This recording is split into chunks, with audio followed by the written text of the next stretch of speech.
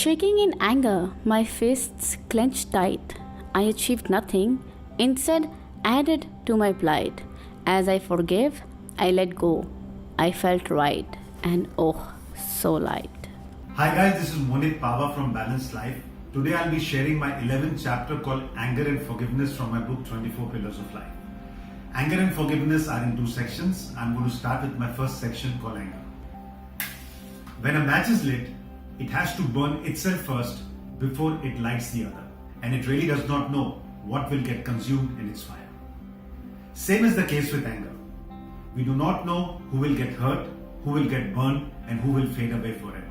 Anger is a virus. It's a sign of mental weakness. It's a foolish expression and it kills all the positive qualities in us. There are two reasons why we get angry.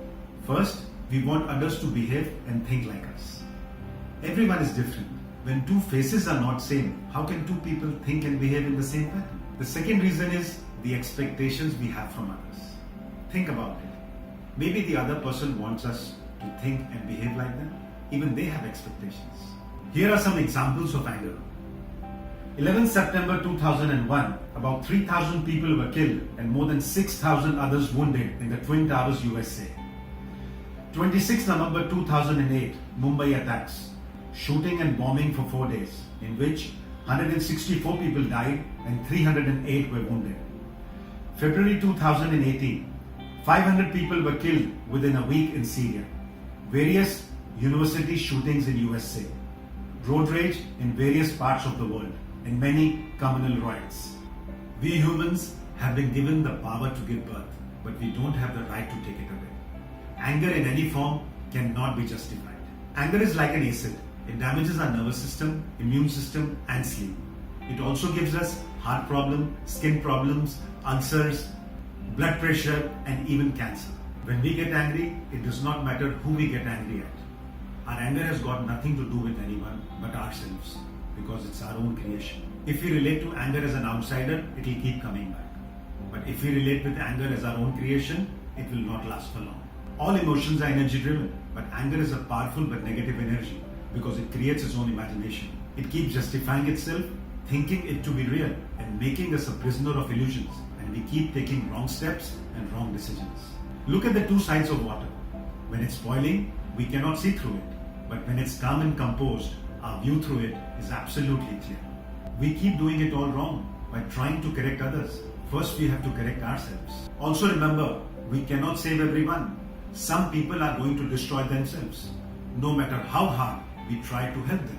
I agree it's not an easy job, but if you plan to proceed on this path, you need to be firstly away from people and situations that make you angry. Stay away from anger. It only hurts us. If you are right, you don't need to get angry. And if you are wrong, you have no right to get angry. There are few simple steps to follow to keep a check on anger. Try to be silent for a few hours every day. Keep a close check on your mind. Speak in a calm voice. Try to forgive and forget. Don't be judgmental about an insult or injury. Try reading inspirational books and watch funny films. Explain your anger instead of expressing it. Let's say you're in a situation where you think the conversation could get ugly or out of hand. Don't keep sitting there thinking how to respond. There is no point getting into an argument. Just get up and leave from there. Get in touch with your inner self and ask yourself this question. Why do I get angry with others? The answer you will get, they don't listen to me, they don't do the things as told, they don't care about me, and they don't love me. Is that right? Why do we want to be control freaks? They are what they are. They cannot be you. Everybody operates from their point of view. That is why we call them others and individuals. It is us that needs to change. And it is fine to disconnect from people that make us angry. Why do we shout when angry or upset? The person is sitting next to you. Why can't we talk in a soft voice? What is the need to shout? We shout because there is a distance in the heart. To cover this distance, we shout to hear each other. But when things are normal, we talk softly. But I personally believe words are understood better if spoken softly. On the other end, if somebody gets angry with us, why do we get angry? What are we going to gain from it? Will the other person lose something with our anger? Our anger only disturbs our physical and mental state. How can the fire in our house burn our enemy's house? Why hold fire to wait for an opportunity to burn someone else? It will only burn you and you are harming yourself. The answer to anger can never be anger in return. Find reasons to learn why that person got angry. Don't let them hold anger for a long time. Take the first step to break the ice. Don't wait for them to get back to you with an apology. When we are angry, it is time to look within us, not around us. Be happy, keep good health, and keep anger away. Get rid of anger if you want to stay young. It is no point being at war with your own self. Now I'm going to share with you the Krishna story of this chapter. Krishna is explaining anger through the point of view of a snake. A carpenter shut his workshop and went home. A black poisonous cobra entered his workshop. The cobra was hungry and was hoping to find some food. It started moving from one end to the other. Accidentally, he bumped into a double-edged axe and seriously injured himself. The cobra got injured and he was angry and he wanted revenge. So he started biting the axe with full force. The cobra's mouth was bleeding, but he wanted revenge. He wanted to strangle and kill the axe. So he started wrapping himself tightly around the blades. The next day when the carpenter opened the workshop, he was surprised to see a seriously cut and dead cobra wrapped around the axe blades. The cobra did not die because of someone else's fault. He died because of his anger. When we are angry, we try to harm others. But as time passes by, we realize we have caused more harm to ourselves than others by losing happiness, peace of mind, and positive thoughts. Let go of anger because anger is poison. Now I'm going to share with you the second section called forgiveness. Past can't be cured, let thy be gone. All that can't be changed can't be won. For so long it is held, it's changing the one that is you until you are gone. If our aim is to be happy, then forgiveness should be our first step. Forgiveness is not a feeling, it's an action. Forgiveness does not change the past, it changes the present. Negative feelings start controlling our emotions. But when we forgive, we get rid of the pain that we have caused to ourselves. It's a paste that heals our wounds. Forgiveness is of two types. The first, when we forgive and give them another chance. Second, we forgive but we move on without them. It is fine whatever you decide to do, but do it wisely. I also agree it is very difficult to forgive at times, but we have to be kind to ourselves. Be brave to forgive. It is no point holding pain. With time, this pain starts growing roots inside us and it sets anger and hatred.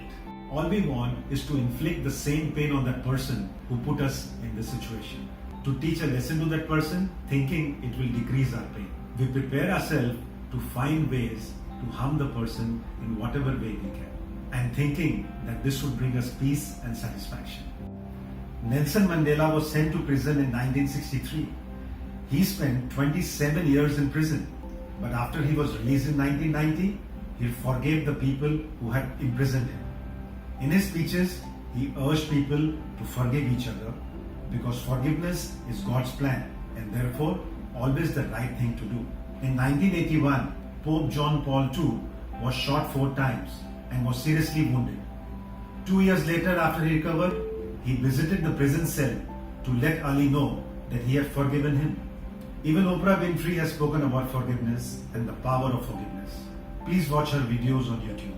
Teaching someone a lesson or harming someone is revenge. This act is generally committed under the extreme emotion of rage, hatred, and fear. In this state of mind, one is not in a position to think about right or wrong or its consequences. The outcome of any such action can never be positive. Let's say while walking, we accidentally hit the wall. To take revenge, will we hit the wall? No, we will not. Ask yourself, do I want to become like the person who gave me this pain? It is no point being vicious and vindictive like them. Be nice, but it does not mean you allow people to walk over you. Let's say you succeed in taking revenge and get temporary satisfaction. Are you sure life will never put you in that situation again? No one would ever hurt you or give you pain. Every such person is taught a lesson in this life only. And don't forget that karma knows all the addresses. We will be liberated once we free ourselves from the bondages of good and bad karma. Believe in God and leave the rest to karma. Don't hold the past. Let the chest and the arm be free to embrace the present and future. The world we live in is very complex and complicated. Here no one is fair. Everyone blames the other. Everyone wants justice and everyone wants revenge. Are such people happy? Do we want to become like them? Forgive people, but it does not mean accept their behavior or trust them. Forgive them so you can let go and move on with your life. Forgive, but always remember the lessons you have learned from their actions. Don't hurt anyone, but also never allow anybody to get close to you to hurt you again. Don't let forgiveness be foolishness. Forgive and be free. I'm going to share with you the Krishna story in this chapter. A disciple is asking Krishna to explain forgiveness. Once a honeybee and a fly became friends. The fly used to sit on the cow dung and eat that too. The honeybee did not like that and wanted to change him. One day, the fly agreed to go along with the honeybee to see what his friend did the entire day. Flowers, gardens and beautiful trees was the tour of the whole day, and at last was a dip in the freshwater lake. On their return, honeybee asked him, "How was the day?" He said it was fine, nothing great about it. The next day, the honeybee asked the fly to join him again, but this time with an empty mouth. On the return, honeybee asked him again, "How was the day?" And he said he loved it. The first day, the fly was uncertain about the tour, so he was carrying cow dung in the mouth in case he got hungry. But the next day, his mouth was empty, so he tasted and smelled different flowers and drank fresh water. If you carry dung all your life, which is anger, hate and grudges, you will never be able to taste the pleasures life has to offer. Keep your mouth empty to taste life. Forgive and move on. The art of letting go is called forgiveness. I hope you like this chapter. This is my book. It can be ordered from Amazon.in, Flipkart.com and NotionPress.com. Please go ahead and subscribe on my channel on YouTube called Monit Pahwa. Please also share and like. If you have any questions, you can write to me on my email monit@balancedlife.in and I'll be happy to reply. See you next week with my 12th chapter called Character. Happy reading and namaste.